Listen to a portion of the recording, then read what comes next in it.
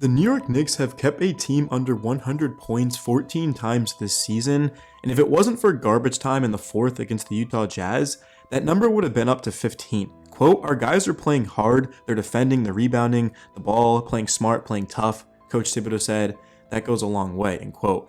The Knicks have won 14 of their last 16 games this month without Mitchell Robinson, and the last two have come without Julius Randle and OG Anunoby. And that's been the biggest thing for the Knicks, in my opinion at least, is that they bought into the culture and identity of this team. Last season was the turning point for this franchise. We made the second round, we lost in 6 games to the Heat, who would go on to go to the finals. And then this season, we've blown out the Nuggets and the Heat. The last 2 times we faced them, the 2 teams that were in the finals. The Knicks are truly a piece away. The deadline's February 8th. We're getting there, and the Knicks are being active. They're looking at guys like DeJounte Murray, and Jordan Clarkson, and Tari Eason. Another name that I want to talk about is Jimmy Butler. I don't think he's going to be traded, especially to the Knicks. That just wouldn't make sense to send him to a team in the same conference. But I feel like we just need a piece to go out there and we can beat anyone. Because right now, we're talking about the best stretch of Knicks basketball since that year when we went to the finals against the Houston Rockets. And if it wasn't for that silly loss to the Magic, it would have been the best month in the history of this franchise. We've been around for a long time. And where it starts is just Coach Thibodeau for building this culture and identity, bringing in Dante DiVincenzo, who we're about to talk about in a second. But it's also Jalen Brunson. I mean, when we signed Jalen Brunson, I remember thinking to myself, is he going to be able to be the guy? He's 6'2" at most. Of course, we know Brunson, it wasn't about his ability because he's shown up in the playoffs. He's been big time. He's built for that moment. But it was just, can he be a number 1 option? And last season, we saw that he could. Against the Heat and against the Cavs, Jalen Brunson, in my opinion, was the best player on the floor. It's just that he didn't have help. RJ Barrett was there sometimes. Julius Randle, we know how that went. Wasn't exactly fully healthy. And guys just consistently weren't producing. But right now, they simply are. I mean, there's multiple players on this roster that I believe in the biggest moments of the playoffs. And that's the difference between last season's Knicks and this season's Knicks. But why not get better? We've got our picks. Of course, guys are going to want to play here. They're going to build into this culture and identity. I mean, who wouldn't want to come to the Knicks right now, playing the best ball they have in 30 years? So that's the thing is, at one point in time, no one wanted to go to the Knicks. Yeah, sure, Madison Square Garden is the world's most famous arena.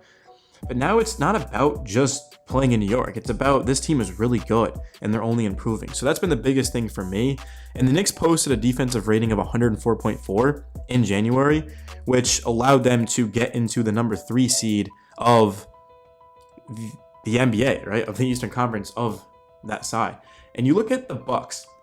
I mean, they're legitimately, guys, only 1.5 games ahead of us. So we have a chance to get to the 2 seed, which would be crucial, of course, in the second round, because remember yesterday the Knicks were the 4th seed, and the thing with the 4th seed is that you have to go up against the 1 seed in the second round, and we don't want that.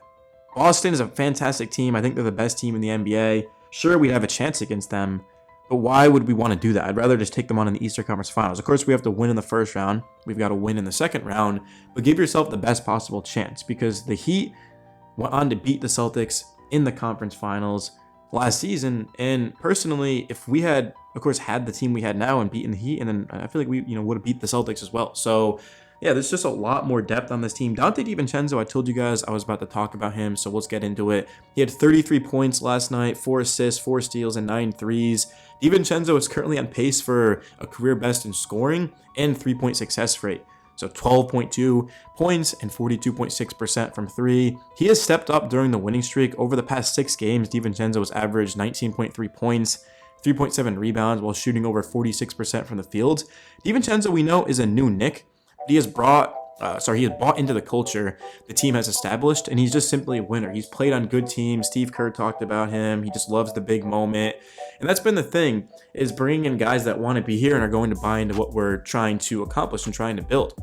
And here's what head coach Tom Thibodeau has to say about DiVincenzo. So, quote, the thing that impressed me as soon as we signed him, he was coming in every day, putting a lot of time into his shot. Thibodeau said, I think it was really smart of him to do that. He's been with different teams. I think feeling good about the way he's shooting the ball is important.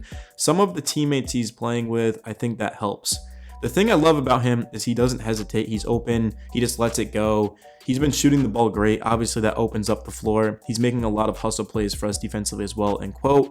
And DiVincenzo, he has put up 33s over the past 2 games, and he's made 14. He currently ranks 8th in the NBA in 3-pointers at 136. So what a big-time pickup. Without DiVincenzo, we would not be here. We would not be this good. And he deserves as much credit as anyone else. OG, Brunson, Randall absolutely are the stars of this team, but so is DiVincenzo. He's a star of this team as well. And ever since he's been given the opportunity, we've been thriving. Isaiah Hartenstein had 14 and 12. Preston Achiuwa scored 18 points. And Quentin Grimes had 12 points off the bench. I don't know if Grimes is even going to be here soon. He could end up being traded, but I guess we'll wait and see on that. Yeah, and the last time the Knicks won 14 games in a month, they came within 1 game of the NBA Finals. Of course, we lost in Game 7 to the Rockets. And if you think about it, in 2015 and 2019, we had 17 wins. I mean, that is legitimately 3 games off. So 1 month of the Knicks in January is 3 games off of 2 seasons that we had recently. It's just crazy to think of how well we're playing right now. And we have the 19th softest remaining schedule, and we're going to get a much needed break in mid-February for All-Star Weekend. We have the Pistons twice, San Antonio, Portland, Toronto, Memphis, and the Nets twice. Now, sure, we have to play Philadelphia, and we got to play against the Celtics, but it's pretty good schedule. I mean, that's a schedule that I feel comfortable with, and we're gonna have a great chance to honestly get up to the 1 seed, but realistically speaking, probably the 2 seed is gonna be our sweet spot. The Celtics are just different. I do think in a year or 2 we're gonna be better than the Celtics, and I still think we could beat them this year. But this one is just about continuing to build what we have. I mean, Rome wasn't built overnight. I believe that's how it goes, right? It's a cliche, and I still don't even know if that's correct. But that's kind of how I feel about the Knicks, is we weren't going to do this in a year. We weren't going to do it overnight. Last season was the start. I feel like this is kind of the middle. And then next season, or the year after that, could be a championship. So we just got to continue to believe in this and keep fighting and working. The Knicks are 31 and 17, 21 and 10 in the East. The Sixers are 29 and 17, 19 and 11 in the East. And remember, the last time we played the Sixers, we were on the road and we had a 128 to 92 victory over them. That's the thing, is the Knicks, when they've beaten these good teams, they've blown them out. Beating them in itself is awesome, but blowing them out is another thing. Nuggets and Heat were in the finals last year. We beat them by combined 54 points.